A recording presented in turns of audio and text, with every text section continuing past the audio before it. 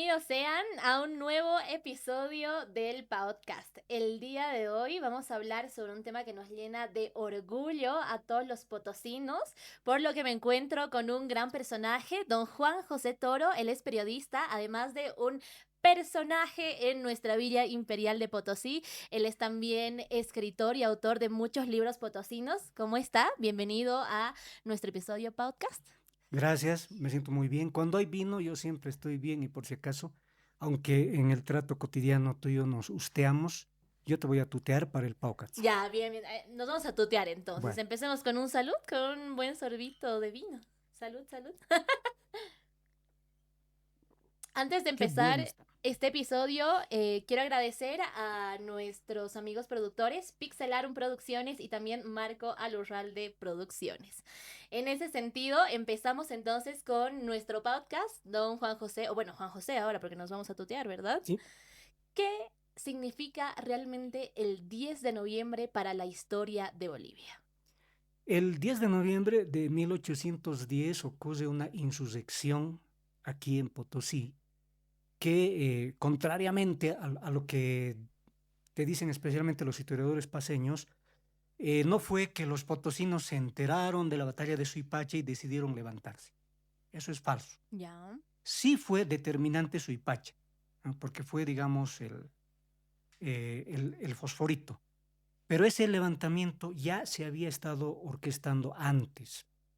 Los revolucionarios del 25 de mayo, si tuvieron algún mérito, fue el hecho de que no se quedaron con lo que hicieron ahí, sino que mandaron gente a otras ciudades para coordinar nuevos levantamientos. En ese sentido, por acá pasó Bernardo Monteagudo, se reunió con algunos potosinos, entre ellos Melchor Daza, Wow. Manuel Molina, Mariano Subieta, y conformaron en secreto una especie de junta patriótica que fue la que empezó a Como el grupito de organizar, amigos más, revolucionarios. sí, empezó a organizar un levantamiento y ese levantamiento se iba a dar en el momento oportuno.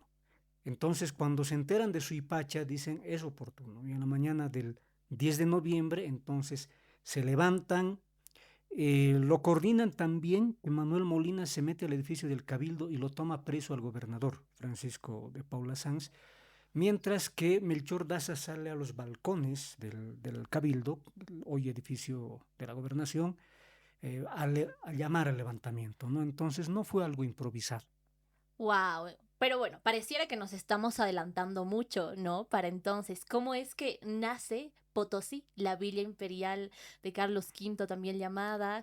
Quisiera empezar desde el principio, valga la redundancia. Vamos a tener que retroceder mucho, ¿Hasta dónde? ¿Hasta cuándo? 1516 más o menos. Ya. Mira, 1516 ni siquiera han llegado los españoles al Perú, pero ya otros europeos están explorando este nuevo continente, esta nueva subregión, y estos llegan por el otro lado, por el lado del Atlántico. Entre ellos llega Juan Díaz de Solís. Él encuentra una desembocadura del Atlántico que no era de agua salada, era de agua dulce, digamos, ¿no? Entonces a ese espacio le llaman Mar Dulce o Mar de Solís. Pero resulta que el agua que llegaba ahí y que era el que le daba, le quitaba el tono salado, estaba bajando. Entonces es un río que quién sabe dónde termina, ¿no? Y Ya. empiezan a pensar que hay que remontar ese río, ¿ya?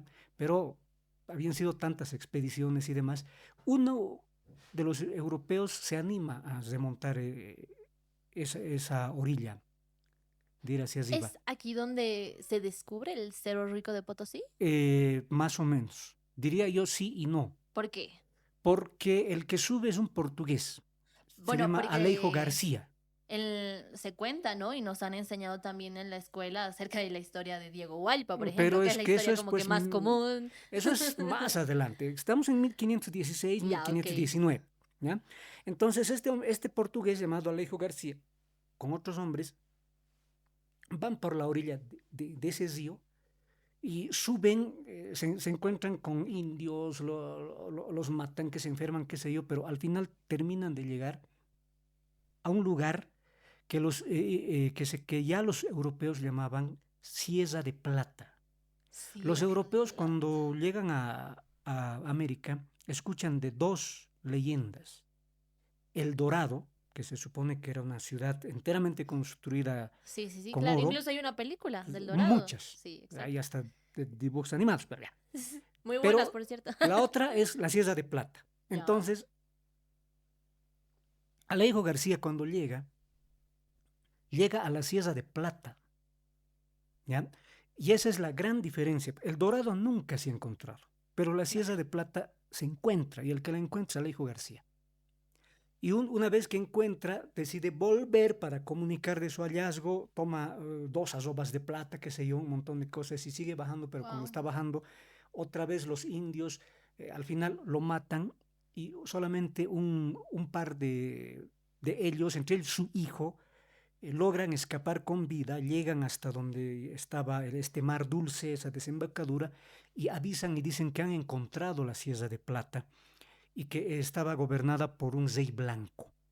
Esa es la versión que aparece en crónicas, que la han recogido muchos historiadores, que ya está documentada. Y que poco se sabe igual, porque honestamente, primera vez que yo escucho acerca de esta Sierra de Plata. Es que lo malo con la historia es cuando agarras libros, te los memorizas y repites, ¿no? Pero en la historia tienes que investigar, tienes que encontrar más, tienes que mucho más allá de los libros, Y tienes se que buscar dicen muchas documentos. cosas igual. Mm, No Yo, sabemos cuáles son ciertas o Yo he falsas. encontrado una crónica de 1621 del nieto de Domingo de Irala, que fue gobernador de La Plata, y mientras estaba ahí escribió. O sea, esto está documentado, ¿ya? Entonces, los europeos sabían que había un lugar donde había plata. ¿Y quién lo confirma? Eso ya estamos hablando de 1532 más o menos, un poco más adelante cuando los españoles ya toman preso a Francisco Pizarro en Cajamarca. Francisco Pizarro está preso y como sabemos, perdón, Atahualpa. Lo toman Atahualpa, preso a sí, sí. Atahualpa y bueno, está preso de Francisco Pizarro. Y Francisco Pizarro le enseña a hablar español, le catequiza, le enseña a jugar ajedrez, jugaban partidas de ajedrez. Entonces nace entre ellos una amistad. Y en el marco de esa amistad, Atahualpa le cuenta muchas cosas, muchos secretos que él tenía como inca. Y De entre su esas cosas, tierra. sí, y le cuenta que había oro en un lugar llamado Chuquiapo y que había plata en un monte que era la Huaca Potoxi. ¿Ya? Ah, wow. Entonces, ¿qué hace Pizarro? Con esa información, él personalmente baja hacia el sur del Cusco y él encuentra Chuquiapo. ¿Dónde es Chuquiapo hoy en día? ¿Te suena Chuquiago? ¿Te suena? Chuquiagomarca, Ajá, La La Paz. Paz. Claro. Y envía a su hermano Gonzalo hacia el sureste, al suroeste, en busca de la Huaca Potosí. Y cuando su hermano Gonzalo está avanzando, llega a un lugar llamado Choquechaca. Colquechaca. No, Choquechaca, Ah, no es Colquechaca. Chuquisaca. Chuquisaca. Wow. Y ahí funda una ciudad que porque él estaba yendo en busca de La Plata, se llama Villa de la Plata. Ya estamos en 1538. Y eso es lo Wow. que hoy conocemos como Sucre. Pero prácticamente entonces Chuquisaca es como que se forma antes de Sí, Potosí. claro, Ah, formalmente, ya. pero el motivo es la búsqueda de la Huaca Potoxi, que en realidad Claro, era del la mayor Cieza tesoro. de Plata. Ujú. O sea, el lugar que había encontrado Alejo García era la Huaca Potoxi, era la Cieza de Plata, el rey blanco era el gobernante Caracara, y la Cieza de Plata era toda una cadena de cerros que desde lo que hoy son Ánimas, Siete Suyo, San Juan del Oro, etcétera, va subiendo hasta llegar a Porco, Potosí, Colquechaca, toda esa serranía Ajá. es de plata, Wow. es la Cieza de Plata. Entonces, Gonzalo Pizarro iba a partir hacia, hacia la Huaca Potosí, pero ocurren dos cosas. ¿Qué? Por una parte es la sublevación de Manco Inca, que es Manco Inca. Manco Inca es uno de los hijos de Huayna Cápac, los mismos españoles lo ponen como gobernante después de Atahualpa, le sucede a su hermano Toparpa, que dura apenas 2 semanas y luego entra él, ¿no? Ya. Eso es otra historia, para no confundirnos. El punto es que se Sí. subleva Manco Inca en el Cusco, eso es el 3 de mayo de 1536. Ese es verdaderamente el primer grito libertario. 3 De la Sierra de Plata. de América. Ya, ok. 1536. ¿Por qué? Porque Manco Inca se subleva contra los españoles, quiere restaurar el Tahuantinsuyo, toma Lima, toma Cusco, entonces, y los españoles sorprendidos tienen que volver hacia Lima para enfrentar Para la enfrentarse. sublevación de Claro. Manco Inca, vuelven, y de esa manera es que Gonzalo Pizarro no continúa avanzando, sino él hubiera llegado hasta la Huaca Potosí. Ocurre todo eso, logran vencer a Manco Inca se repliega hasta Vilcabamba, luego estalla la guerra entre pizarristas y almagristas, y luego de que pasa todo eso, se funda la Paz, por eso se llama La Paz, etcétera. Ah, por Entonces, eso se llama La Paz. recién pueden entrar los españoles y recién llega uno de los hermanos de Francisco Pizarro, llega y se establece en Chaquí, y empieza a explotar los yacimientos de porco, porque los charcas, que eran gobernados por un cacique llamado Coizara, pactan con los españoles y empieza a Oh, explotar porco. ¿Ah? ok. Entonces, Antes que el Cerro antes Rico de del Potosí, Potosí fue porco. todo es antes. Ya. Y luego, como está Manco Inca en Vilcabamba, con todo su ejército, constituye un territorio libre de los españoles. Él sabe que si encontraban la plata de la Huaca Potosí, los españoles podían ser poderosos. Ya se había dado cuenta del valor que le daban a la plata. Entonces manda a un grupo en secreto a que venga a encubrir a la Huaca Potosí. Y ese grupo está encabezado por Diego Hualpa. Ah. Porque Diego Hualpa viene desde allá. Diego Hualpa es de Chumbivilcas, cerca del Cusco. Él no era de aquí. Entonces llega él con otros indios, llega indios huancas, de ahí Pero viene. entonces de verdad existe este personaje, Claro, Diego Diego Hualpa Hualpa. es un personaje histórico, Ok. pero no fue pastorcito, no perdió llamitas, esas son Y tampoco huevadas. se derritió la No, plata no, no, a cero, 50 cero, grados. cero. Él llega y se encarga, se mimetiza entre algunos españoles, él pone hasta los nombres en su documento, en el testamento de Diego Hualpa, se mimetiza, se pone a trabajar de Yanacona y evita, no sabemos cómo, pero evita que los españoles se enteren. Descubran de la Huaca Entonces Potosí. está encubriendo a la Huaca Potosí. Pero en 1544 muere Manco Inca, lo asesinan Ya. en Vilcabamba. Entonces Diego Hualpa se siente sin mandato, o sea, ha muerto su mandante, ya no tiene que guardar ningún secreto. Por Así que Dios. primero él empieza a explotar la plata y luego le comunica al español para el que trabajaba ¿Quién que había era? plata en Cerro Rico. Ay, esa partecita no fue Diego de Almagro ni unas cosas. Esa parte no la tengo preciso porque él tuvo como trabajó como para 3 españoles, 2 españoles y un portugués.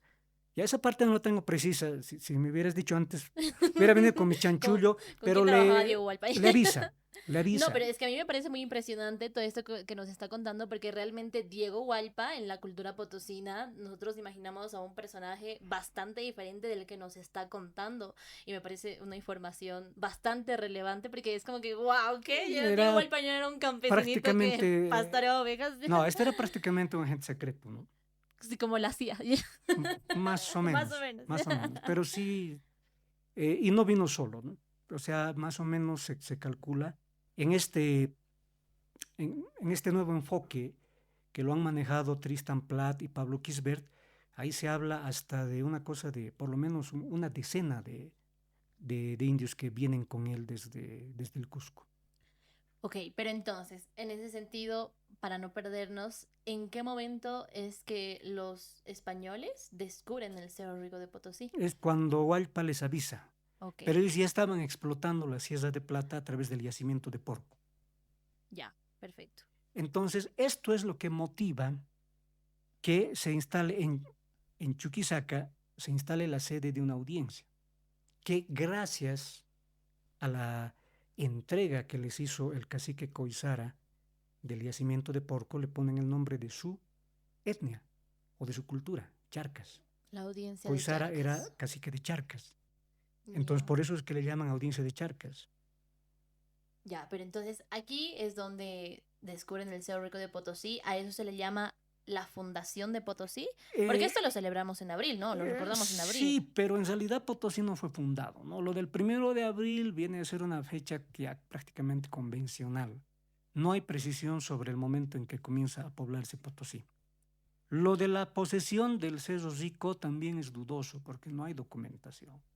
Esa acta que han hecho aparecer por ahí es apócrifa, ya se demostró que sí. Lo que sí es que se inscribe la primera mina, la descubridora, qué sé yo, y eso comienza a partir de 1545. Entonces, como la posesión de esa mina marca el inicio de la ciudad, es como el nacimiento de la ciudad. O sea, Sí, Potosí nace en se maneja mucho, 1545. sí, se maneja esa fecha, de Eso hecho. es. Ah, ya, ok. Me parece muy interesante y Me estás además, ganando. Qué qué vergüenza. barbaridad. Tienes que tomar ahora seco. No, el vino hay que paladear. A ver, en ese sentido, ya descubriendo el Cerro Rico de Potosí, ¿qué es lo que pasa después?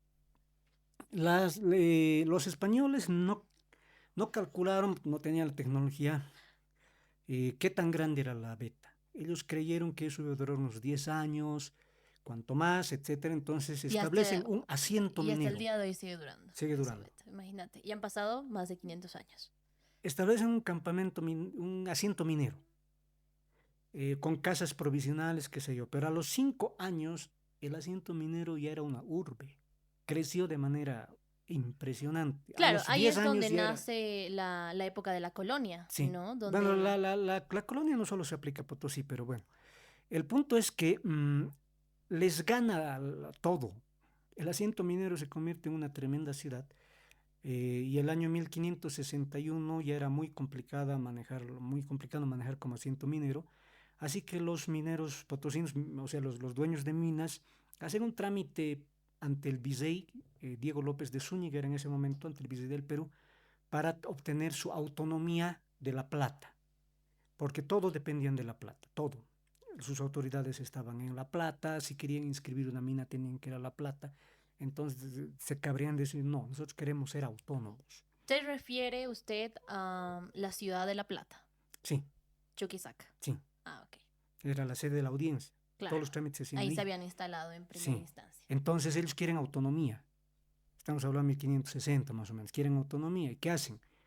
Lo convencen al virrey y le dicen, le vamos a pagar, pero denos Por autonomía. favor. Y el virrey les da autonomía mediante un documento que es la capitulación de Potosí. Entonces en eso les reconocen autonomía a Potosí. ¿Y eso cuándo fue? Fue en noviembre de 1561. El 21 de noviembre es la fecha. Ya, ok. O sea, es como, Que igual es digamos, una fecha muy es importante, muy ¿no? Porque importante se que reconoce deberíamos la de autonomía. celebrarla, Sí, pero no lo hacemos. exacto. Y no, nadie sabe. Primera Eh, vez que lo escucho, bueno, honestamente. algunos sí saben. Quien manejó mucho esto es José Antonio López. José Antonio Fuertes, perdón, José Antonio Fuertes López. Él ha manejado mucho, ha trabajado mucho el tema de la capitulación de Potosí, pero Wow. eso es como, a ver, hagamos de cuenta que una persona nace un año, pero no le inscriben en el registro Sí, civil exacto. y no tiene su certificado de nacimiento. Le inscriben, no sé, 5 o 10 años después Ujú. y ahí sale el certificado de nacimiento. Es más o menos así. O sea, Potosí nace en 1545, pero en 1561 dicen sale su certificado de De nacimiento, nacimiento. que es la capitulación de Potosí. Esa capitulación de Potosí le permite tener autonomía, le permite tener sus propias autoridades. Un cabildo integrado por 24 capitulares o alcaldes que se elegían cada año, cambiaban responsabilidades, etcétera. Y su nombre oficial, Villa Imperial de Potosí, ese es el nombre de la ciudad. No es Oh. simplemente Potosí ni es Villa Imperial de Carlos V. Según la capitulación de Potosí, el nombre oficial de Potosí es Villa Imperial de Potosí. ¿Y cuándo surge lo de la Villa Imperial de Carlos V? Lo vinculan mucho a Carlos V porque bueno, la ciudad nace durante el reinado de Carlos V, ¿no? Se da esta Sí, autonomía. bueno, Carlos V para el Sacro Imperio Romano Germánico y para España Carlos I, pero es con él. Por eso está muy vinculada la ciudad a Carlos V. ¿Y cuál ha sido el impacto que dio la plata potosina a la economía mundial en Uh, ese entonces? Eso no necesito decirlo yo, ¿no? Eso lo ha dicho medio mundo. Eh, para empezar, España se transforma totalmente, porque cuando los reyes católicos logran liberar a varias naciones, Aragón, Castilla, Granada, etcétera, logran liberarse del dominio musulmán que había durado como 800 años. Entonces constituyen reinos dispersos. Ya. Ellos tienen, uno de sus hijos es Carlos I, ¿no? No, perdón, es su nieto, es el hijo de Juana, pero bueno. Y Carlos I, cuando Carlos I está gobernando, entonces unifica más las naciones, y gracias al descubrimiento de la plata de Potosí empiezan a tener recursos como para poder articular un país más grande. A la muerte de Carlos I o Carlos V asume su hijo Felipe II, y es el momento de mayor apogeo de la plata de Potosí. Entonces Felipe II con la plata de Potosí puede constituir un imperio, que desde el nombre se llama así, el Imperio Español. ¿Ya? Y obviamente el Imperio Español, al igual que el Imperio Inglés, es gravitante en la historia universal. Ahí tenemos dos imperios en constante pugna. Pero resulta que un imperio, el inglés, sí tiene poder, tiene una armada poderosa, tiene ejércitos, etcétera, y sí tiene colonias, pero apenas tiene oro. Y digo apenas porque el oro siempre es escaso. Pero el Imperio Español tiene plata y en grandes cantidades. ¿Dónde? En Potosí. Entonces, durante por lo menos 200 años ejerce una hegemonía impresionante. Wow. Y está Inglaterra todo el tiempo jorobando, intentando quitarle su yacimiento de plata. Y paralelamente, en ese entonces, ¿cómo es que se vivía en la Villa Imperial de Potosí, en el siglo XVI o XVII aproximadamente? ¿De verdad era tan opulento como cuentan? Era. A ver, o sea, para empezar, en el siglo XVI no había cine, no había radio, no había periódicos. La mayor entretención que tenías era el teatro, que no era muy abundante, por lo menos en las Indias. Entonces, la ópera también. Poco se habla de ópera, más que nada teatro. Yeah. Pero resulta que eso era bien eventual. Entonces, ¿qué hacían las familias? ¿Cómo se divertían?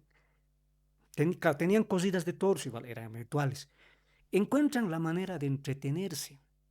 Empiezan a visitarse entre familias, ¿no? Es decir, qué sé yo, son una cosa de 40 familias muy poderosas en Potosí, todas son familias de españoles, y resulta que 39 familias van a visitar un día tu casa.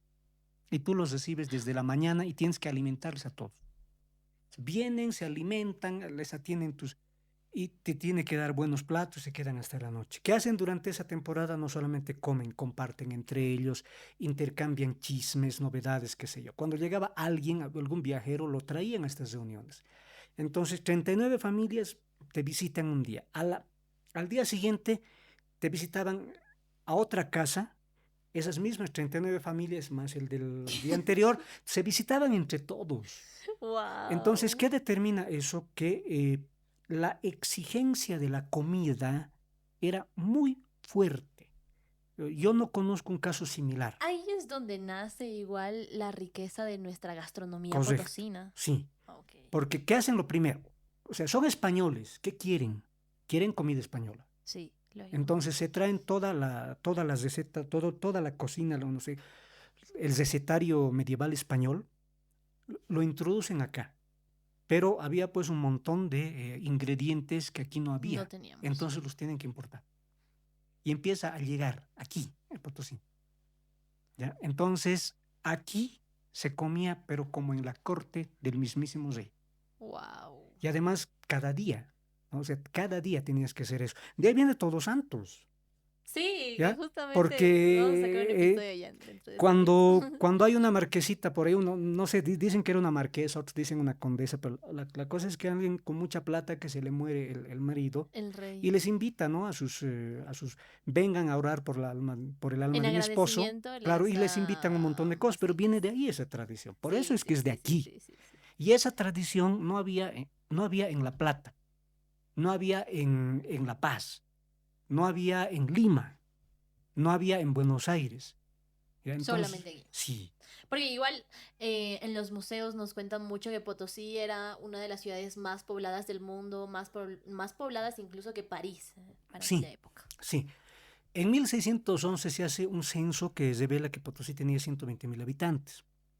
Cuando Londres estaba más o menos con 150.000, Madrid tenía como 100.000, París estaba por ahí nomás, pero el detalle es que ese censo es mentiroso, ¿Por qué? porque resulta que ese censo, para empezar, privilegia a los españoles, ¿no? O sea, se los censa a los españoles. Y a los indios los censa en segundo lugar. Los negros, perdón, los africanos, me van a casar con la ley 045, ya, los africanos eh, Bip. no contaban, ya, o sea, ellos eran objetos, no los censan. Ya, ok. Entonces, los censos no toman en cuenta a la enorme cantidad de esclavos africanos que había en Potosí, especialmente en las haciendas. Y a los indios no los era, es decir, si yo era encomendero o tenía mi mina y para esa mina me había hecho asignar 20 indios, yo no declaraba los 20, declaraba 2 porque tenía que pagar impuestos por cada indio. Entonces Claro, como si fuera un bien, ¿no? daban sumas Bajas. bajas. El que se ubica más o menos cuántos habitantes había en Potosí es un sacerdote, un jerónimo, llamado Diego de Ocaña. Él llegó el año 1600 con el propósito de establecer el culto a la Virgen de Guadalupe, ¿ya? Ya. O sea, este llega y él se toma el trabajo de ir parroquia por parroquia y revisa las listas de feligreses, porque los curas tenían sus listas. Entonces él calcula que para entonces en Potosí deberían existir unos 100.000 indios, o sea, solamente indios. Y si sumas a eso los datos del censo de 1611, estamos hablando que en 1611 había más de 200.000 habitantes. Wow, mucho más de lo que nos O dice sea, entonces. efectivamente más que Londres, más que París, más que Madrid, más que Sevilla, era la ciudad más poblada del mundo. Pero no quiero adelantarme mucho a esa historia porque sabemos igual que los españoles trajeron demasiados afrodescendientes a Potosí precisamente para explotar las minas de Potosí. No. No, ¿Cómo? no. A ver, que nos aclare, por favor. Los africanos, por el hecho de que provenían de lugares tropicales, Se y morían muy rápido, ¿no? sí, y además la topografía, el tema de la altitud, etcétera, era imposible que los africanos trabajen en las minas. Ya. Es- Eran los mismos indios Tal quienes vez, trabajaban si en las tal minas. vez lo intentaron, no puedo decir que no, pero no les ha debido ir bien. Pero sí tenemos una enorme cantidad de africanos. Yo estoy seguro que teníamos más esclavos africanos en Potosí que en Lima y que incluso en México. ¿Por qué? Por una razón económica. O sea, empieza a partir de 1573, comienza la mita, que la impone el virrey Francisco de Toledo. ¿En qué? ¿Qué es la mitad? La mita es un sistema mediante el cual los indios de determinadas provincias, no eran de todas, pero de la Potosí y alrededores, 16 creo, al llegar a los 16 años, los varones estaban obligados a ir a servir a la mita. Supuestamente tenían que pagarles y supuestamente era voluntario, pero no, ni les O pagaban sea, como el cuartel más o menos. como el cuartel. Pero el cuartel te duró pues un año. Claro, aquí toda la Aquí vida. era toda la vida, supuestamente era un año, pero jamás les largaban al año. Uy, no. Los detenían por la fuerza, qué sé yo, al final se convierte en una esclavitud. El punto es que son miles de indios que tienen que ir a la mita anualmente, ¿ya? Entonces, tienes una ciudad de 200.000 habitantes, por lo menos, y esos habitantes tienen que comer. Y además faltaba algo, El vino, el vino, el ribaco. que no falte acá, ¿ya? Salud. Nunca, ¿ya? Entonces, ¿qué pasa? Empiezan a importar esclavos africanos. ¿Para qué? Para que sean sus empleados. Para empezar, para cumplir las tareas, ya no había mano de obra, la mitad se lo había chupado todo. Ya. Entonces, los africanos vienen a llenar eso. Por una parte, se convierten son los sirvientes de los españoles, y por otra parte, como era muy caro traer alimentos desde lugares como Tucumán o Cochabamba, entonces empiezan a construir haciendas en los alrededores de Potosí por el tema del clima y en esas haciendas comienzan a producir alimentos y comienzan a producir Vino. vino. ¿Y quiénes producen? Los africanos. Ah, claro, por eso El- igual somos uno de los mayores productores de Singán y vino aquí cerquita. ¿Cómo se llama? tenemos una tradición vitivinícola muy Sí, rica, ¿no? exacto. Hay un colombiano, Hermes Tobar Pinzón, que él fue muy inteligente. O sea, durante años los historiadores estuvieron buscando pruebas de la esclavitud de africanos en Potosí y no encontraban. Es que no estaban buscando bien. ¿Ya? Hermes Tobar se mete al fondo de alcabalas. Alcabalas es un impuesto y ahí además se declaran otros impuestos. Entonces él encuentra ahí cómo se vendía esclavos africanos y cuánto se pagaba de Como impuesto, en los etcétera. periódicos, ¿no? Sí, Y ofrecían como si fuera de verdad un objeto o claro, un animalito. pero ¿qué estamos hablando de documentos contables, de cajas reales? O sea, ¿cómo manejabas los impuestos? Vendías un africano, tenías que pagar alcabala. Comprabas, tenías que pagar alcabala. Entonces, eso quedó registrado. Y Hermes Tobar Pinzón encontró esos documentos. Por eso es que sabemos que existe, no es cálculo. Entonces, eran grandes cantidades de africanos que vivían acá. No te puedo decir cuántos, no puedo ni siquiera calcular. Pero hay que tomar en cuenta que eran decenas de haciendas, decenas. Wow. En lo que hoy son las provincias José María Linares, Cornelio Saavedra, Norcinti, Sudcinti, porque antes era eso parte de la intendencia de Potosí, Pilaya y Paspaya, etc. Había cualquier cantidad de esclavos africanos. Y ellos nos dejaron también su cultura, ¿no? Por ejemplo, Sí, hasta el día de las hoy. danzas. La danza de la mariposa, que dura hasta hoy. Es una danza en la que los danzantes tienen unas Ajá. capas así, hay fotografías, y esas son exactamente iguales a los trajes de morenos que se encuentran guardados en el Museo Ambrosetti de Buenos Aires, en el Museo de Historia Natural de Nueva York, iguales que el cuadro de danzantes del Museo Soumaya de México, etcétera, ¿no? O sea, todo eso es lo que hoy conocemos como la morenada. Claro. Paralelamente a esta historia, bueno, o a estas tradiciones, mitos, como etcétera, ¿qué es lo que está sucediendo en Potosí en aquella época? Porque sabemos también que vienen muy ligados al catolicismo, a la iglesia, y por ejemplo, en el Museo de Santa Teresa, ¿qué es lo que se cuenta? Que tendrías que entregar a tu primera hija, porque si no, no te ibas al cielo, cosas por el estilo, ¿no? Cosas que de verdad pasaban. Quisiera que nos cuente un poquito más sobre aquellos hechos que estaban sucediendo en aquel entonces en la Villa Imperial de Potosí. Mm, los españoles traen su cultura y esa cultura se mezcla con la cultura indígena y por eso es que somos el resultado de esa mezcla, ¿no? Pero también está muy metida ahí la cultura africana, ¿ya? Y eso es algo que, eso sí, no hay en las crónicas. Son referencias muy, muy escasas, muy de pasada. ¿Por qué? Porque había racismo y había discriminación, Ujú, ¿no? Entonces las mujeres están invisibilizadas, los claro. africanos están invisibilizados, los indios son ciudadanos de segunda. Las crónicas te hablan de hombres. Y cuando te hablan de mujeres, te pintan el papel de mujeres fatales, como Magdalena Telles, que lo mata a su marido convirtiéndolo en el Santo Cristo de bronce, Bronce. cosas así, ¿verdad? Sí. Pero no te hablan de lo que hacían las mujeres, ni en el Museo de Santa Teresa te ¿Y van a qué contar eso. hacían las mujeres? Para empezar, tuvimos un periodo en Potosí en el que los indios eran los más ricos.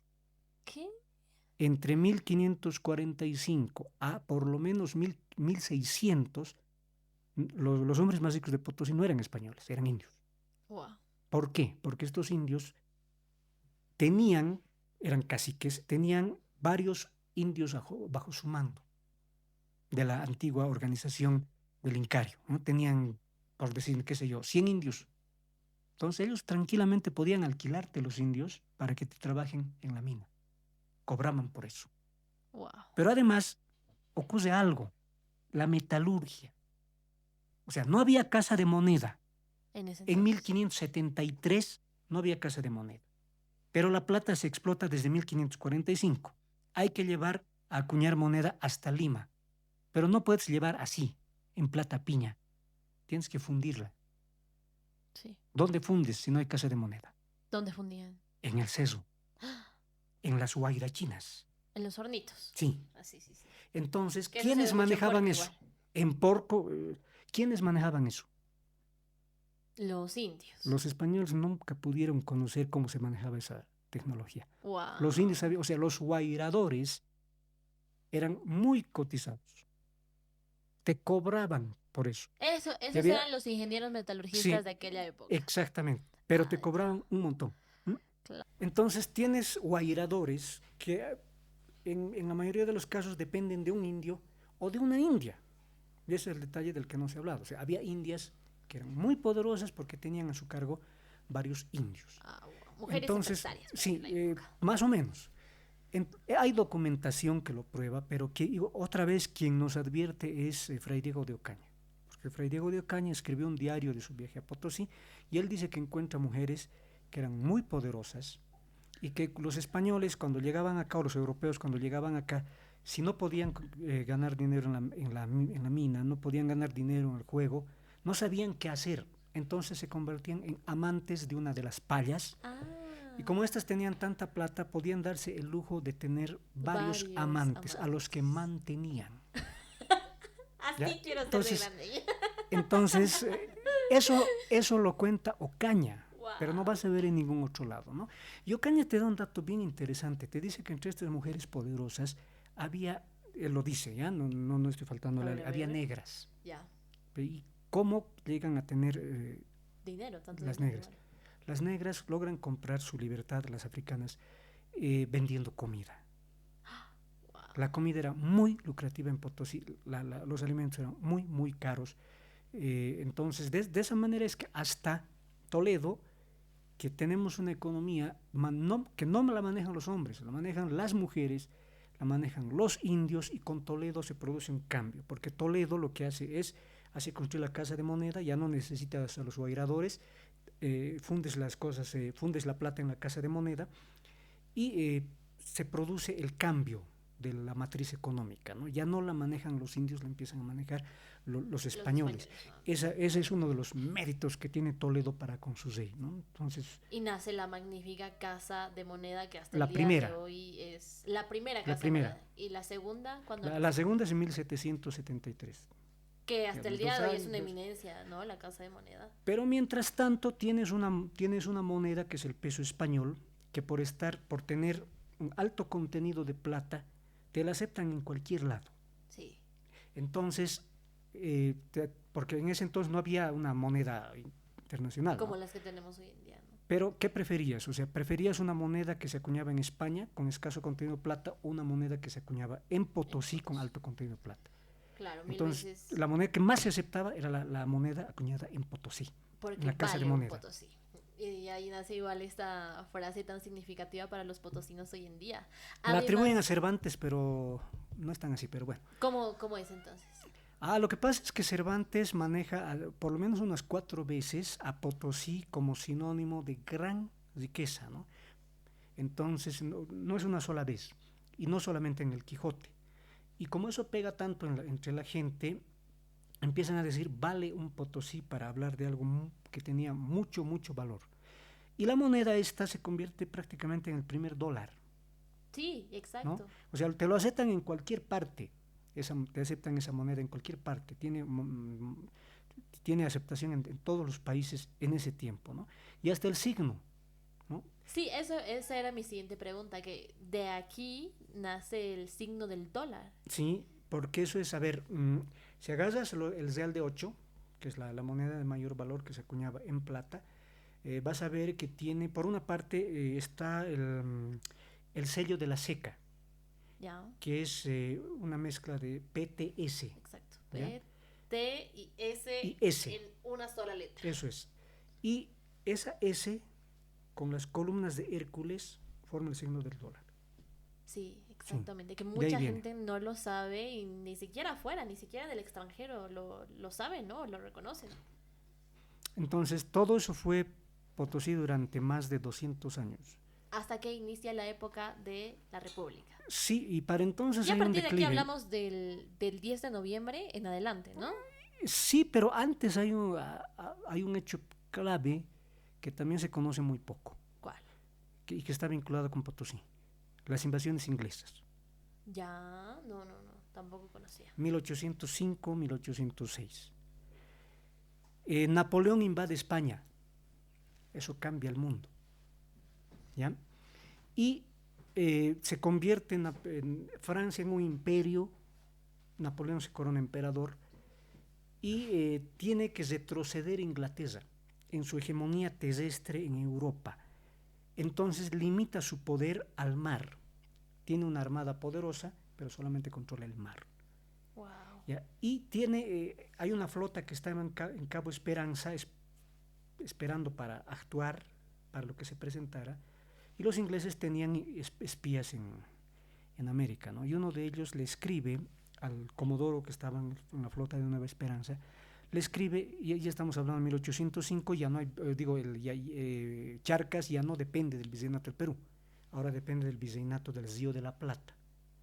¿Ya? Entonces, escribe este espía y le dice que un cargamento de plata de Potosí iba a bajar hasta Buenos Aires para ser embarcado a España. Mucho dinero. Claro. Entonces, ¿qué hacen los Cantidades ingleses? millonarias.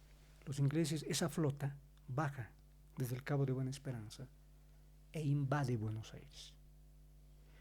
El virrey de entonces, el virrey del Río de la Plata, era Rafael de Sobremonte, escapa con la plata que había llegado, pero cuando estaba en Tigre lo agarran los ingleses, lo toman preso y el cargamento lo mandan a Londres. Y están ocupando Buenos Aires, incluso le dan nombre de Nueva Esparta, izan la bandera inglesa, etc. Pero dura bien poco porque los bonaerenses se organizan y logran expulsar a los ingleses. Los expulsan, ya, los ingleses se van, desocupan Buenos Aires, pero mantienen un bloqueo naval. Ya. Cualquier rato van a entrar. ¿Qué hacen los bonaerenses? Organizan milicias para poder defenderse de una nueva incursión de los ingleses. Organizan milicias y las organizan por naciones. Hay milicias de castellanos, milicias de sevillanos, hay milicias de andaluces, hay milicias de africanos, milicias de pardos, le llaman ellos, hay milicias de indios y hay milicias de criollos. Y la milicia de criollos le dan el nombre de patricios y eligen como comandante a un conocido de nosotros. ¿Quién? Cornelio Saavedra. Ya. Que ya para entonces. Y entonces otra vez entran los ingleses. Ya no invaden esta vez por Buenos Aires, sino por Montevideo, pero igual atacan Buenos Aires y son rechazados. Pero entonces nosotros igual tenemos algún tipo de influencia inglesa. No, lo que digo es que si no hubiera sido la plata de Potosí, España ni por si acaso llegaba a Buenos Aires. Era una aldea para entonces Buenos Aires, por muy capital que sea, no se comparaba con Potosí. Claro. Pero no se les hubiera ocurrido. O sea, fue Potosí la accidente. causa. No, fue una causa económica. Ahora, los derrotan en la segunda invasión, ¿ya? Ya, entonces felices quedan los rioplatenses, ¿no? Hemos derrotado a los ingleses, hemos derrotado al imperio inglés. Entonces ahí ocurre lo siguiente, ¿no? Dicen, hemos derrotado a los ingleses. ¿Y por qué no podemos derrotar a los españoles? Claro. Por abajo empiezan a manejar la sublevación. Y hay un primer conato, hay un primer hecho, el 1 de enero de 1809 en Buenos Aires. ¿Qué pasó? Francia invade España. Y el virrey del Río de la Plata era Santiago Liniers para ese momento. Santiago Liniers era francés. Claro. Un ratito.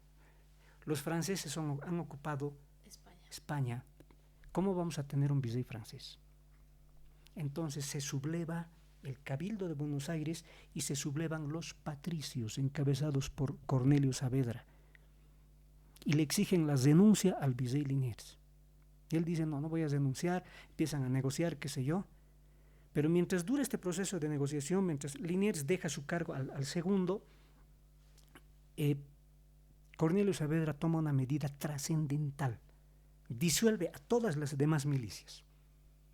Ya no hay milicias de castellanos, ya no hay milicias de andaluces, nada. La única milicia que se queda es la milicia de los patricios. Y él es el comandante. Entonces, el 25 de mayo de 1810, ¿quién se subleva? ¿Cómo es la Revolución de Mayo? ¿Cuál es la fuerza armada, la única fuerza armada en Buenos Aires? Los patricios. Los patricios. Y la encabeza Cornelio Saavedra. Claro. Y por eso es que el presidente de la primera junta de gobierno fue Cornelio Saavedra. Wow. Cuando se fundan las Provincias Unidas del Río de la Plata. Interesante. ¿Quién diría? Le había dado tantas vueltas. Y ahora entramos, salud. Por Saavedra. Por Saavedra, salud. Y ahora sí entramos a la época de la República, ¿no? La República de Bolivia. Bueno, todavía tienes ahí que pensar en 17 años de una guerra muy fregada, ¿no? Claro. Porque estamos en 1810 apenas, 1809, 1810. Ahí no se acaba todo, ¿no? O sea, en Charcas, todas las sublevaciones, la del 25 de mayo de Chuquisaca, la del 16 de julio de La Paz, la del 10 de noviembre de Potosí, la del 14 de septiembre de Cochabamba, etcétera, todas esas sublevaciones al final se van al bombo. ¿Por qué? Porque los españoles vuelven a tomar control. Otra vez posición. Sí. A Murillo lo cuelgan, Sí. ¿verdad? Los sudañes se escapan.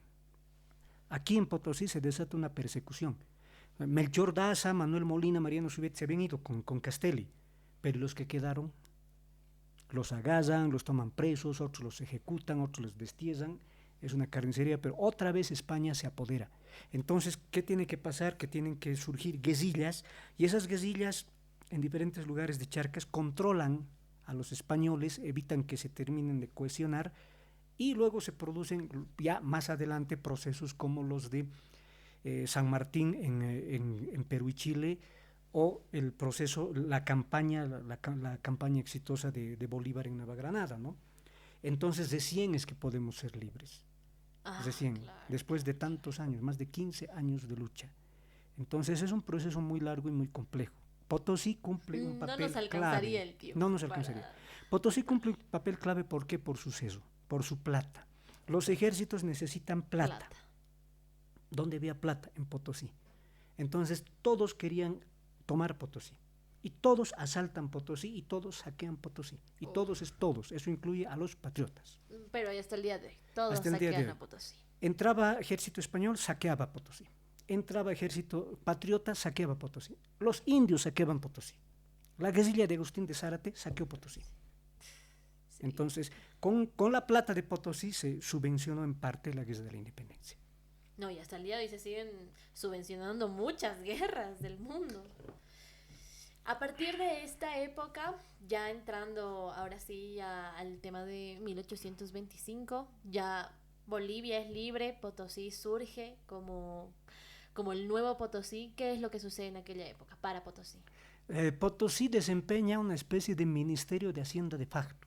Ya. Porque, se de funda... todas maneras se seguía explotando el Cerro Rico, Seguía. Bajó bastante el precio de la plata, qué sé yo. Había muchas minas que estaban inundadas. Los ingleses intentaron explotarlas, pero no llegaron a ningún acuerdo con Bolívar ni con Sucre. Pero, de todas maneras, continúa explotándose la plata del Cerro Rico, continúa acuñándose plata, y además es plata que se manda al resto del país. Los sueldos de los prefectos, los sueldos de los funcionarios públicos los pagaba Potosí.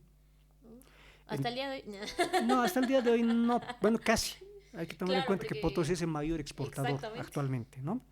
Pero bueno, el asunto es que no había un ministerio de Hacienda. Ya hubo un primer ministro, digamos, no me acuerdo los nombres, Facundo Infante, y luego viene Bernabé Madero. No voy a entrar en esos detalles, necesito leerlos un poquito más, pero resulta que como acá se maneja la economía de Bolivia, entonces desempeñamos una especie de ministerio de finanzas de facto, y el que ejerce el ministerio es pues el prefecto. ¿Quién era el prefecto? A partir de 1826 el primer prefecto efectivo fue León Galindo. Ya, entonces él es el que maneja todo, él es el que se encarga de la primera amonedación republicana, que eso es algo que también se conoce bien poco. Sí. O sea, sabemos que tuvimos monedas republicanas con el busto de Bolívar, etcétera, pero no sabemos a partir de cuándo. En 1825 se funda Bolivia. El 17 de agosto la Asamblea de Diputados determina el escudo de Bolivia, determina la bandera de Bolivia y determina la moneda. Pero ¿por qué en octubre se celebra el Día de la Bandera de Potosí entonces? Eso es mucho después. Ya. No vamos a mezclar. La bandera de Bolivia, la bandera de Bolivia es el 17 de agosto. ¿Ya? Ya. Entonces, se determina la moneda. Te cumplen con el escudo, te cumplen con la bandera, pero no había moneda. Diciembre de 1825, ya no hay asamblea, está funcionando la asamblea constituyente. No, estoy mal. Está funcionando hay una delegación permanente, una especie de delegación permanente, pero no hay moneda. Ya. En 1826 comienzan las sesiones, la asamblea constituyente, no hay moneda. 1826 la Casa de Moneda de Potosí seguía acuñando moneda española. ¿Para España? Con el busto, no, pues ya para nosotros, pero con el busto de Fernando VII. Wow. En 1827 seguimos acuñando moneda española. Y recién en septiembre de 1827, después de que León Galindo hincha, los amenaza a los funcionarios de la Casa de Monedas, recién sale la primera moneda republicana. ¿Y cuál era esa moneda? La moneda con el busto de Bolívar. Y Ya. en el otro lado está el árbol de la vida, creo que le llaman, 2 alpacas y 6 estrellas que representaban a los 6 departamentos que existían para 1827. Wow, qué increíble. Mm. ¿Después qué pasa? Porque luego fueron pasando los años. 200 años. Porque este año estamos de bicentenario. Mira, 1827 tienes un país que está nomás encaminándose porque lo gobierna Antonio José de Sucre y Antonio José de Sucre impone un sistema liberal, pero él comete un error. Determina que los impuestos se iban a pagar de manera igualitaria. Y le llama contribución directa. Pero eso no les gusta a los criollos porque por una parte tenían que pagar más impuestos y por otra parte los indios, que eran los que siempre habían pagado más impuestos en toda la colonia incluso, pagan al mismo nivel que ellos. Y estos criollos dicen, no nos pueden igualar con los indios. Y empiezan a conspirar contra Sucre. ¿Los criollos nos referimos a los hijos de los españoles? Yo creo que, para ser bien preciso, habría que hablar de Casimiro Olañeta y su gente. Okay. Ya, Casimiro Olañeta pacta con un peruano llamado Agustín Gamarra.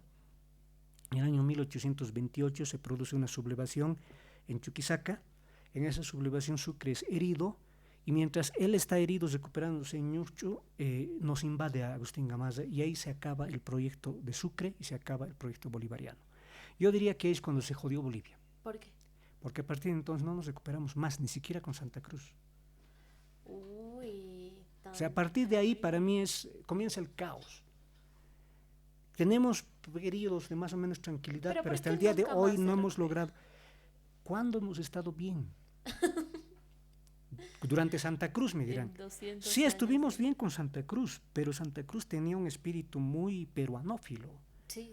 La Confederación Perú-Boliviana tenía 3 estados, el estado norperuano, el estado surperuano y el estado boliviano. O sea, éramos 1 contra 2, hasta que se acaba eso, ¿no? Claro. Y luego vienen otros gobiernos. O sea, ¿cuándo hemos estado bien? No, ya nunca más. Hasta el día de hoy. El modelo neoliberal que intentó implantar Sucre fracasa el 18 de abril de 1828 y hasta el día de hoy no sabemos si hubiera resultado o no. Hemos intentado el socialismo con Evo Morales. Y mira cómo estamos. Terrible. Y yo no conozco otro gobierno además de ese, aparte. Pero bueno, no quiero pasar a un tema político, sino hablar... No me gusta la política, no vamos a hablar de política. Sí, sino hablar sobre la riqueza de la cultura potosina que hasta hoy en día la manejamos. ¿Qué elementos culturales cree que hacen única a la identidad potosina dentro de Bolivia? Como Potosí era la Nueva York de su tiempo, era también la meca de la cultura. Cervantes se antojaba de Potosí. Por eso es que viene lo de Vale un Potosí, ¿no? Claro. Entonces, cuando él pide un cargo en las Indias, él sabe perfectamente que no puede pedir Potosí porque eso le dan a personas que tenían, que ponían mucha plata. Entonces, él pide ser prefecto de La Paz, porque quería estar cerca de Potosí. Claro. ¿Ya? Chuquiahuaman. Entonces, tienes acá manifestaciones de teatro, se está estudiando eso, hay historiadoras que estudian, conozco una de ellas, Laura Paz, no me acuerdo el apellido, Ella, por ejemplo, está estudiando mucho el tema del teatro en Potosí. El teatro profesional se practicó en Potosí porque ella ha encontrado contratos con los cuales se acordaba pagar por temporadas para que vengan elencos de teatro. Se practicó mucha poesía. No había imprenta, pero se escribían libros y esos libros eran impresos en España. El Parnaso Antártico, por ejemplo. Hay obras impresionantes. Joseph Barnadas ha levantado una lista impresionante en su biblioteca antigua. Eso yo lo he publicado en Literatura y Coloniaje. O sea, más de 200 libros que fueron escritos en Potosí y acuñados fuera. Entonces tienes eso, después, ¿qué más tienes? Hace rato hablábamos de la morenada, ¿no? Las danzas, muchas de las danzas se han originado en Potosí. La morenada se originó en Potosí, la diablada se originó en Potosí. No en Aullagas, aquí. No, en Aullagas, no, porque esa aquí, historia igual me la contaron también. Aquí. Lo que pasa es que la historia de Aullagas te la ha investigado Freddy Arancibia. Pero Freddy Arancibia, cuando yo le he dicho, ¿dónde ubicas lo más antiguo? Y él me da, exagerando, 1650, me dice. Y eso a mucha insistencia. Sus 5 diablos son posteriores. Pero resulta que en 1600, en la tantas veces referida crónica del padre Ocaña, hay una referencia explícita a Diablada, que fue para la entronación de la imagen de la Virgen de Guadalupe el 11 de septiembre de 1600. Wow. Entonces, aquí la mandolina se convirtió en el charango. Aquí fue tallada la Virgen de Guadalupe. Aquí la empanada flamenca se convirtió en la salteña. ¿No? Entonces, gran parte de la cultura boliviana se forjó aquí en Potosí. No porque la tierra sea linda, no, por una cuestión económica. Aquí estaba la plata, aquí estaba el dinero, desde aquí se manejaba la economía mundial. ¿Usted diría que en Potosí nace Bolivia? Yo creo que sin Potosí no hubiera existido Bolivia. Sí. Lo he dicho varias veces. Y les por eso hemos hablado por eso hemos hablado de la Sierra de Plata. O sea, si no hubiera sido la búsqueda de la Sierra de Plata, este país no hubiera existido. Sí, literal. O sea, Bolivia le debe su existencia a Potosí. Además de eso, me gustaría igual hablar acerca de la gastronomía potosina, tan rica y deliciosa que tenemos. ¿Cómo es que nacen todos esos platillos? Yo conozco... Porque usted tiene un libro dedicado a la salteña potosina. Es que solamente ¿verdad? Sé de eso. Y algo del mondongo y algo de... Pero la parte histórica nomás. Conozco gastrónomas que son muy buenos. Jimena Caballero, por ejemplo, que sabe mucho de gastronomía. Pero sí, el tema de la salteña yo la tuve que estudiar, me vi obligado a hacerlo. Como bandera, ¿no? Sí o sí. El mondongo también surgió por ahí, el tema de la papa, el tema del ají, pero yo repito, para hacer la historia corta, todo el 80% de la cultura boliviana se ha forjado en Potosí. Y eso no es chauvinismo, no es regionalismo. Yo lo he estudiado, lo he visto, lo he comprobado, en muchos casos lo he documentado. Lo que yo no confirmo, yo los reporto. Okay. Hay muchas cosas de nuestra historia que son falsas. Por ejemplo, José Alonso de Ibáñez, Juan Huarpayimachi. Esas cosas son falsas, ¿no? Pero lo que hay y lo que es cierto es mucho más.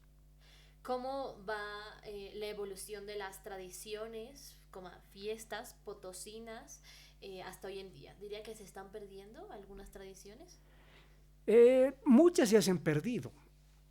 Por ejemplo, uno de los patronos de Potosí es San Agustín, con bula papal y todo eso, y ya no hay ninguna celebración a San Agustín.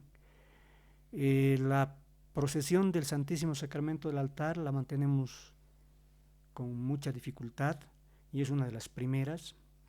El culto a Santiago, que es otro de los patronos de Potosí, se ha perdido, está más, ahora digamos se ha replegado al área rural.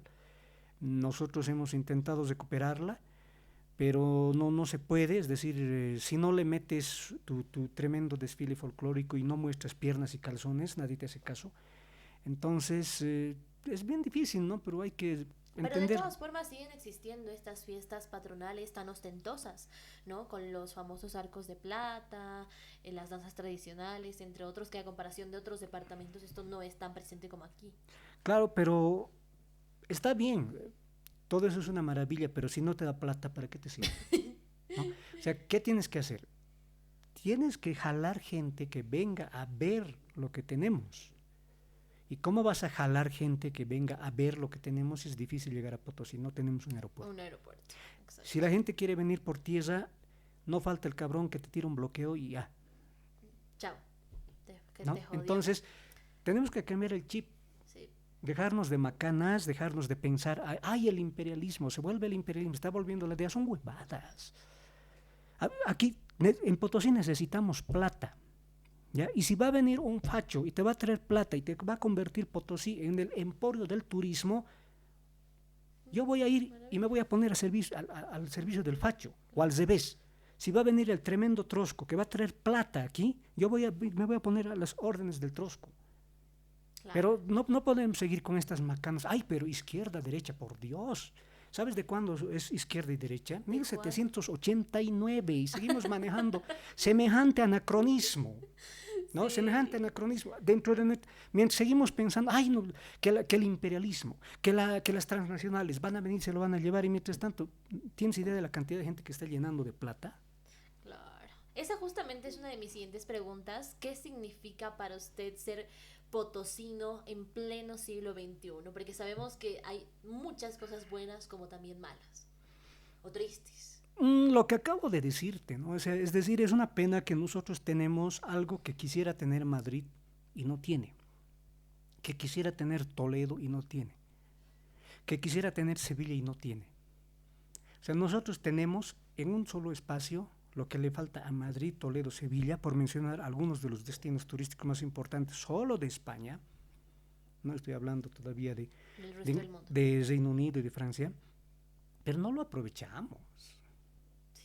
O sea, es una barbaridad que sigamos permitiendo que en un centro histórico reducidísimo, que no tiene áreas de escape para los vehículos, seguimos dejando que circulen por ahí latas, cocinas con 4 ruedas que echan humo tóxico. O sea, ¿qué tendríamos que hacer? Por eso yo les he dicho siempre, yo no sería alcalde, y si sería alcalde sería un muy mal alcalde, y no duraría ni un año. ¿Por qué? Por una parte porque yo no tengo paciencia, y cuando alguien me llena los huevos, yo le mando la mierda. Directamente. Facilito. Claro. Pero lo otro es que yo no estoy para huevadas. Yo lo que creo es que hay que peatonalizar el centro histórico. Sí. ¿Qué 4 cuadras? 8 cuadras, 0 vehículos. Y eso lo convierte en un museo al aire libre. Sí, exacto. Y un atractivo turístico real. Primera gran medida, pero va a poder el que entre. Joaquino con 10 concejales no ha podido. ¿No? Entonces, difícil, tremendamente difícil. Lo otro es, necesitamos garantizar que ya no haya bloqueos. Los bloqueos son más dañinos para este país que el narcotráfico. No solamente para Potosí, ¿no? Sino para Bolivia. Por eso hablo del país. Porque... Pero claro, ¿y cómo entras a Potosí? No puedes, no hay manera. ¿Cómo entras a Potosí? Solamente por carretera, pues. Ahora, si tuvieras tu aeropuerto internacional, no sé, ya puede ser, pero mientras tanto. Entonces, es bien complicado, ¿no? Es decir, yo tengo acá un tesoro, pero no lo puedo vender. O sea, es bien frustrante, bien frustrante. Si no fuera que me falta mucho por estudiar acá, yo ya me hubiera ido. Pero yo tengo que estar acá aguantando el frío, porque aquí tengo mucha documentación para revisar. Más, para lo que a mí me interesa, más documentación que en Sucre, más documentación que en Sevilla, más documentación que en Madrid, más documentación que en Lima, más documentación que en Buenos Aires. Entonces, ¿dónde voy a estar? Aquí. Sí. No me queda de otra. ¿Qué le diría hoy a la gente y sobre todo a la Villa Imperial de Potosí en general? Por su aniversario, como si fuera una persona viva, antigua. Tenemos que cambiar. Así, sencillito. O sea, no puede ser que el potosino sea el principal enemigo del potosino. Sí. Vemos que una persona está prosperando y empezamos a tirarle piedras, empezamos a atacarle. Ahora que hay redes sociales, le inventamos falsos. Mucho más fácil, sí, ¿no? Que antes. Sí. En Santa Cruz no les importa que roben, pero que hagan. Claro, por eso igual existe. En Cochabamba había un alcalde o prefecto, que no me acuerdo, Humberto Coronel, alcalde, le decían el alcalde Topadora. Los cochabambinos sabían que robaba, pero decían, roba, pero hace obras. Ahora, no estoy diciendo hay que dejar que roben. No, no, no podemos evitar, o sea, no podemos permitir que nos roben. Pero no joderemos. Es decir, hay gente que no está robando, pero le inventas un montón de cosas. Yo tengo casos de gente que, o sea, son liderazgos emergentes que la gente se ha encargado de destruir. Ya. ¿Cómo quieres tener líderes si Si cuando no los aparece permite un surgir liderazgo, tampoco. aparece una cabeza y la cortas? Sí, ¿No? exactamente. Pero eso pasa en todo, ¿no? En general, en los proyectos, emprendimientos, personas que quieren surgir. Y por eso es que la gente se va de Potosí. O sea, ¿dónde Mm, no encuentras un a potosino? ver, casos muy conocidos, digamos, ¿no? Habrá que ver Pumari, porque Pumari es un poco como que salió de la tumba y veremos qué resulta. Yo no quiero hacer diagnósticos respecto a Pumari, pero hay que ver cómo surge. Pero tienes que ver Joaquino. Joaquino era un liderazgo sumamente interesante, cometió errores en efecto, pero la gente no se lo perdonó y ahora no quiere ni saber de Joaquín. Y hay un par de casitos más ahí para ver cómo resulta. El tema, por ejemplo, de Azucena Fuertes es bien sintomático. ¿En qué O sea, sentido? Azucena Fuertes fue concejala y después fue asambleísta. En ambos casos no formó parte de los gobiernos, por lo menos de manera directa, ejerció papel opositor y fiscalizador. Pero resulta que antes de que comenzara la campaña electoral de 2025, empezaron a hacerle un bullying bárbaro, una contrapropaganda, o sea, le decían vividora, que había vivido el Estado, que ahora otra vez iba, o sea, se rasgaron las vestiduras por el hecho de que se la puso como candidata a diputada. Sí. Yo, que sigo el día a día, porque trabajo en un periódico, yo no le encuentro, políticamente hablando, errores a Azucena Fuertes, pero la han destruido. Se la ha aguantado, o sea, ¿qué capa? Se la ha aguantado. Muchos hombres en su lugar hubieran tirado la toalla, pero él se la ha aguantado y sigue vigente. No sé qué pasará con Azucena, pero a Azucena le han castigado harto y sin motivo. Azucena Fuentes no ha robado, no se ha beneficiado de contratos, qué sé yo conozco su casa, conozco su historia familiar, etcétera. Yo te puedo garantizar que ella no es una vividora, no se ha beneficiado del Estado, Claro. ¿no? Y el otro caso que igual quiero ver un poco es el de Jaime Flores, Jaime Osvaldo Flores. Jaime Osvaldo Flores yo lo conozco de niño, ¿no? Porque su hermano Carlos Flores trabajó con mi papá. Es un profesional de clase media que aparece como asambleísta y hace una labor fiscalizadora muy interesante y se lo maneja mucho ahora, no sé si se postulará a gobernador o alcalde, hay que ver qué pasa con él. No estoy viendo que le estén atacando todavía, pero habrá que ver qué pasa. Pero yo conozco demasiados casos de liderazgos que surgieron y la gente más que nada por envidia que por otra cosa los ha bajado. Sí, Muchos casos. sí, ¿Y, muchos casos. y cuál es la explicación? Estamos entre potosinos, no nos vamos a mamar. La envidia. Se U- maneja u- mucho que la gente es muy resentida, ¿no? Somos muy envidiosos los potosinos. Muy No envidiosos. podemos tolerar que nuestro vecino prospere. No podemos. Entonces, mientras entre nosotros sigamos mordiéndonos la cola, no vamos a lograr nada. Sí, definitivamente creo que es algo que hay que cambiar porque no podemos surgir como ciudad. Es increíble que nosotros generemos tanta economía al país y que sigamos siendo el departamento más pobre aún así. Imagínense, terrible. ¿Mm? Algo que he visto recién es, todos se lamentan. Mira, el 2019, cuando estalló el movimiento popular en contra de Evo Morales, que fue su movimiento popular, no fue golpe, no fue golpe de Estado, fue un movimiento popular en contra de un fraude clarísimo. Ujú. ¿Qué pasa, no? En la euforia pedimos la renuncia de un Del gobernador que era presidente. Juan Carlos Cejas. No, lo de Evo estaba muy justificado. Pedimos la renuncia de un gobernador que era Juan Carlos Cejas y pedimos la renuncia de un alcalde que era William Cervantes.